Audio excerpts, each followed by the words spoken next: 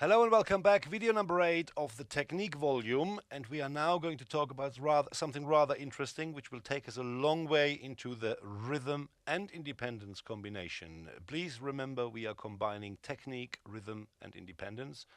Now here comes the thing. You remember your single stroke roll. Here it is.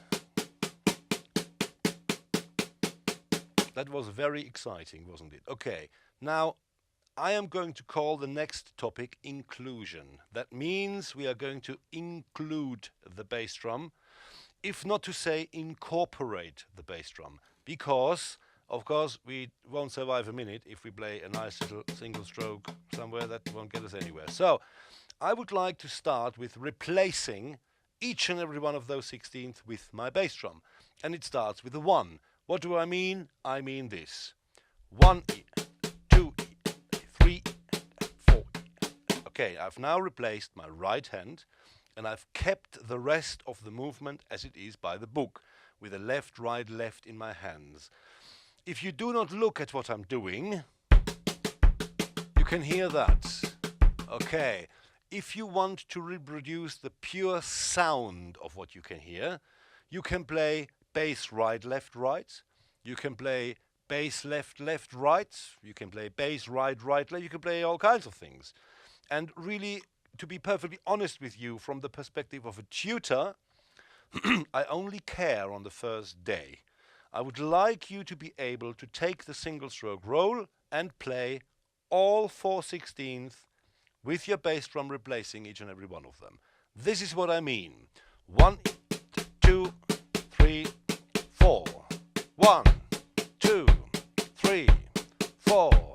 1, 2, 3, 4. 1, 2, 3, 4. Okay.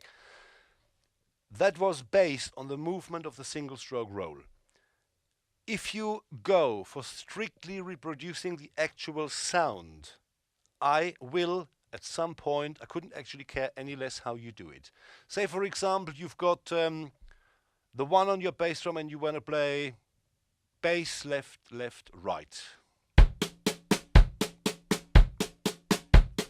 Okay, you can do that. You can do, as long as it's precise, as long as this is what you want. Now, if you would do that, you have a single stroke in your right hand, haven't you? So it's bass left, left, right. That means you are now freeing your hand. So you could move your right hand around, okay? If you do that, go a step further. Play a paradiddle with your right hand. Now I don't have toms, so I use 2 hi-hats. So have a look at my right hand. What is my right hand doing when I play bass left, left, right? Okay, now comes the paradiddle motion with my right hand.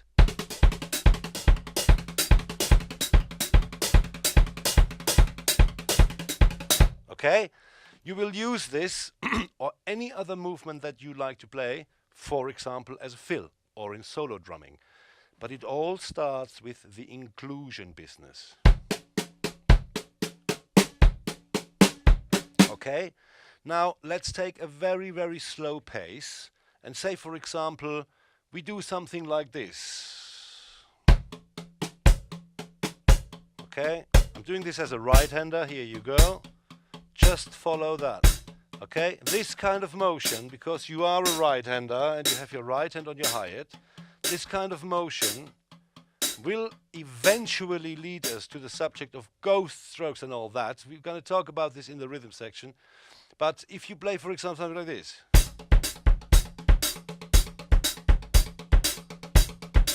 Okay, this stems from, take your hand out. Eventually, now the circle closes. When you actually include your bass drum within a structure of 4/16, what will happen is eventually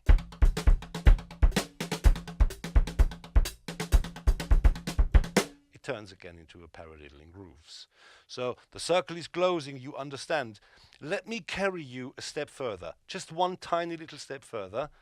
I would like to use the inclusion to introduce independency. Because we are using both our hands and we are using the bass drum pedal. What is missing in the moment is our hi-hat, and we're going to use the pedal for that. Okay? Now, when you talk about movement, in an ideal world, you start the movement and you are right in it. For practical purposes, don't even think about it, because it's going to be devastating. So what happens is, I'm going to do this. I play my hi-hat, keep my hi-hat going, and I play a single stroke roll in my snare drum. Now I'm going to try and get this into my system. I just do that. I don't want to think about it anymore because I'm now doing it. Now I'm going to look into my bass drum. Easy, everything nice and easy. Here we go.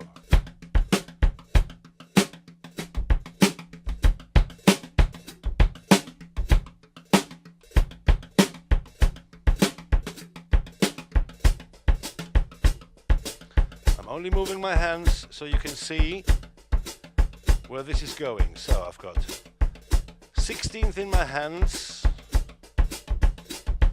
I've got solid quarters in my left leg. And some random 16th note figure. 2, 3, 4.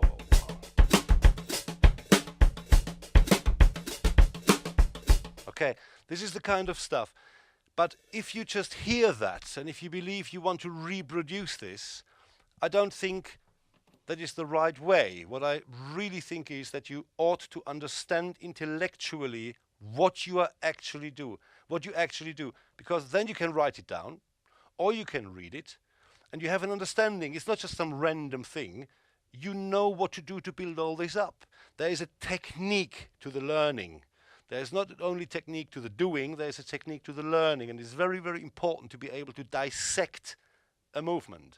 And when we are talking, and I'm only summarizing this because it's the last volume of our technical stuff, when we are talking about grooves, we are talking about nothing else but taking all the technical elements that we know and incorporate them in a groove. And then, of course, eventually we're going to use both our legs, which is a groove, but really it demands coordination. So before you can play a proper groove and make it sound as you want it to sound, you need to exercise coordination.